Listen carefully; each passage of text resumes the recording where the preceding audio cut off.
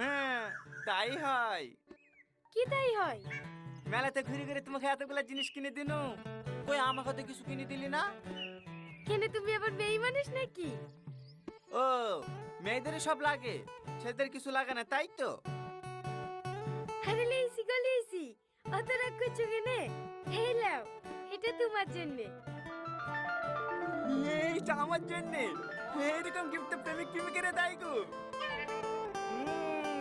বুঝতে পেরেছি, এইটা তুমি আর এটা আমি, তাই না?